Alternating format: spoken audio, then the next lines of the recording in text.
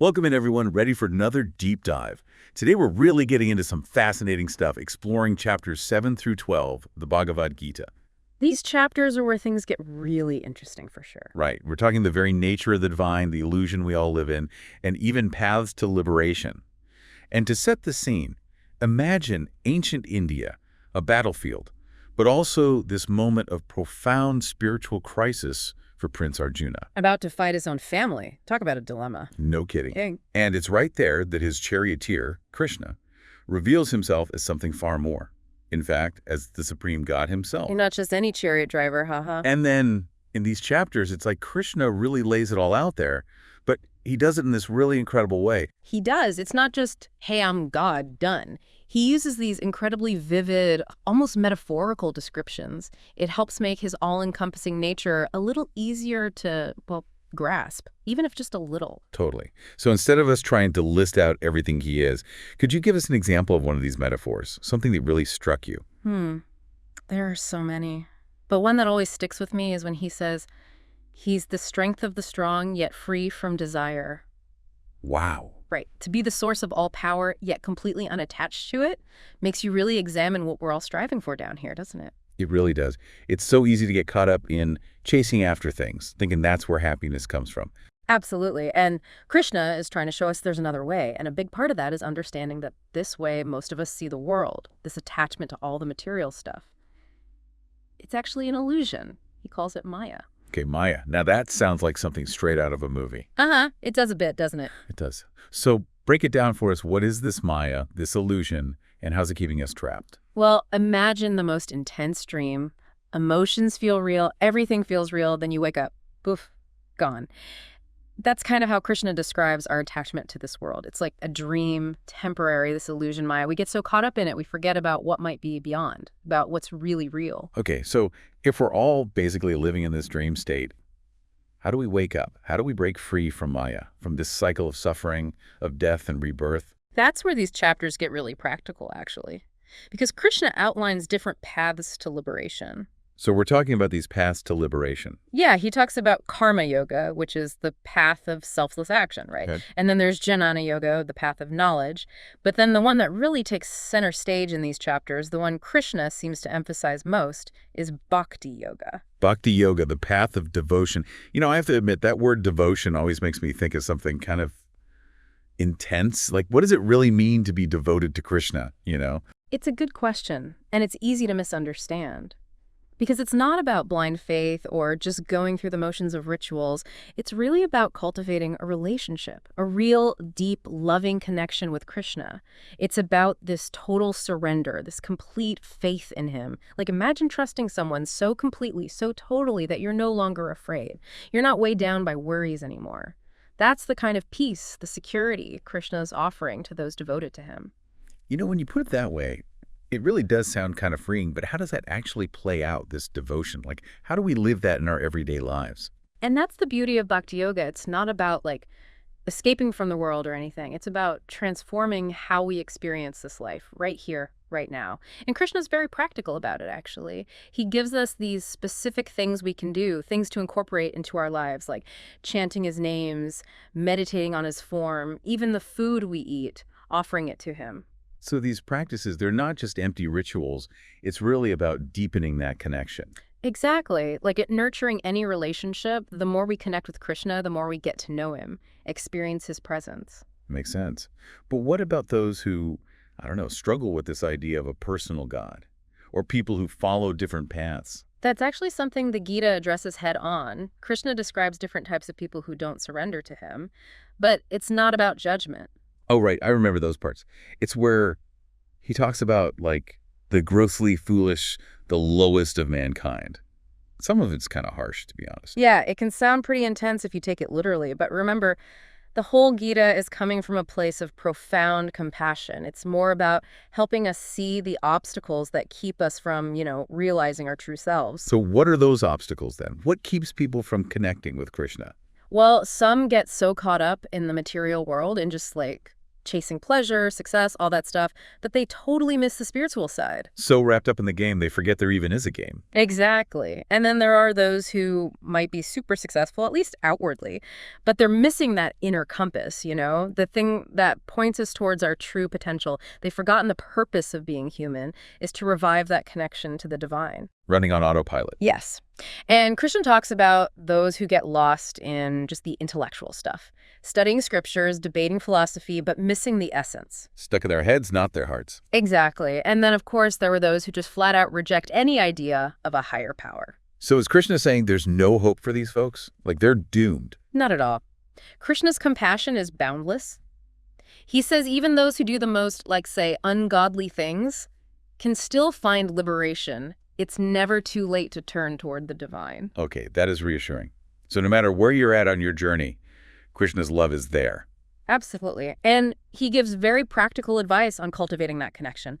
Remembering him at the time of death is huge, but it's not just about that final moment. It's about cultivating that remembrance now. Living in that awareness. Yes. And he encourages us to bring that awareness into everything, even the most mundane stuff. It's not about running away. It's about transforming everything from the inside out. So it's not about getting stuff from Krishna, but becoming more like him. Yes. Cultivating those qualities he embodies.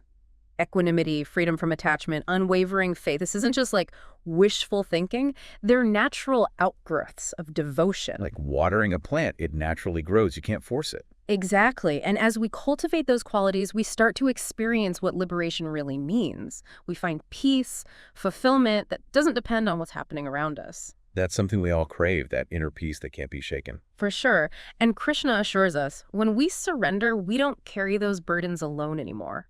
He literally says, to those devoted to me, I carry what they lack and preserve what they have. Wow. There's that security again. It's like he's saying, I got you. But it's not just about receiving, right? It's about giving, too. Absolutely. True devotion is a two-way street. Surrendering our ego, aligning with his will, realizing our true fulfillment is in his service. Shifting from what can I get to how can I serve? And that's where the magic happens. That's true liberation. Not escaping this world, but transcending its limits. And Krishna gives some pretty amazing examples of what that looks like. He does. He describes how those who understand the supreme Brahman, ultimate reality, can even choose how and when they leave this life. No more cycle of birth and death. They've mastered life and death. But what about those of us not quite there yet? Even then, Krishna says that just remembering him at the time of death, we can reach him, his eternal abode.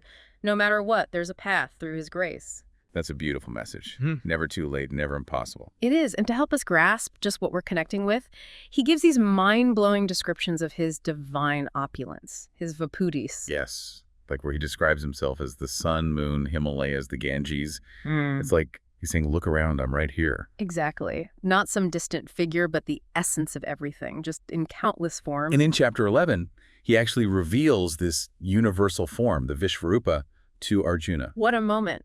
Imagine witnessing that, this cosmic vision, thousands of heads, eyes, arms. Arjuna was terrified at first. I can only imagine. It'd be overwhelming. Totally, this raw, universal power.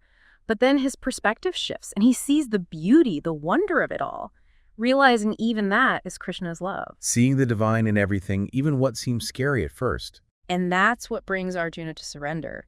He sees Krishna as the origin of all, Lord of all gods. This experience, intense as it was, actually deepens his faith. Totally. It solidifies his commitment to the divine. But what's interesting is Krishna says this vision, you can't just earn it through rituals or knowledge. It takes a different kind of awareness. So it's about who we become. Exactly. And even after that vision, Arjuna prefers to see Krishna in his two-armed human form. Because that represents the personal love after something so overwhelming. Totally. The universal form is awe-inspiring, but the two-armed form full of compassion, it's more comforting, more relatable. Like admiring a statue versus feeling the embrace of a friend. Beautiful way to put it. That's the essence of bhakti yoga right there. Cultivating that love, experiencing grace in a way our hearts can understand. That personal connection, knowing you're seen and loved by the divine. So we've covered a lot of ground here, talking about his connection with Krishna, seeing him everywhere and everything. But then there's this big question, right? If Krishna is this eternal, unchanging self, then what does that make us? It's the question, isn't it? And the Gita doesn't shy away from it. But it's not a simple answer either. More like we're invited to see ourselves as reflections of the divine. Reflections, okay. So, not becoming Krishna, but realizing we're already connected. Exactly. Like picture a mirror reflecting sunlight. Each reflection's unique, but none of them are the sun itself, right? We're each a spark of that divine essence, our own expression of Krishna's infinite being. Okay, I think I get that. But then if we're already connected, why is it so hard to feel that, to really experience it? Well, that's where Maya comes back in. That illusion we talked about, it's sneaky. It makes us identify with our bodies, our thoughts, our ego, all the temporary stuff instead of our true, eternal nature. So liberation. It's not about escaping this world, but escaping the illusion that's stopping us from experiencing who we really are, our connection to Krishna. You got it. And Krishna doesn't just say it's possible, he gives us the roadmap. Cultivate those divine qualities, surrender to his will, see him in everything, not just ideas, but practices to break down those walls of illusion. And he keeps reminding us, this world, as tempting as it can be, it's fleeting, isn't it? Constant change, and let's be real, a whole lot of suffering. No denying that. He even describes how the highest heavens eventually dissolve. It's a lot to take in, but also kind of liberating, don't you think? Once you realize how temporary everything here is, it makes you rethink what really matters. Makes you want something lasting, something beyond time and decay. And Krishna tells us, by remembering him, even just at the moment of death, we can reach that, his eternal abode. He does. But it's not just about that one moment, right?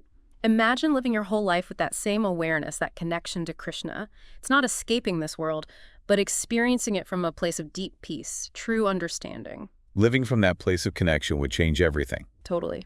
And Krishna helps make that possible by revealing himself in all these incredible ways. I am the father of this universe, the mother, the support, the ritual, the sacrifice, the syllable Om, the Vedas, the Himalayas. He's breaking down our limited thinking, showing us he's not stuck in some temple or book. He's everywhere. It's like he's saying, open your eyes, I'm right here. Makes you see the world in a whole new way, doesn't it? Absolutely. It's about shifting perspective, seeing past the surface to that deeper reality that connects us all. And these chapters, they push us to do that, to question our assumptions, look inward, discover that divine spark within ourselves and everything around us. That's a pretty amazing invitation, to go beyond just scratching the surface of life and really dive into these big questions, connect with something much bigger than ourselves. And that connection, that's where true liberation exists, not just knowing these concepts, but living them, letting them change us from the inside out. That's the power of the Bhagavad-Gita. It's a guidebook for the soul. Perfectly said. And I think that's a great place to wrap up this deep dive. We've covered a lot, but even more importantly, we've touched on some truly profound ideas. We have. And to everyone listening, I hope this encourages you to explore these chapters for yourselves. Let the teachings challenge you, inspire you, guide you on your own journey of self-discovery. Beautifully put. And remember, that journey is just as important as where you think you're going. Until next time, keep seeking, keep questioning, and keep diving deep.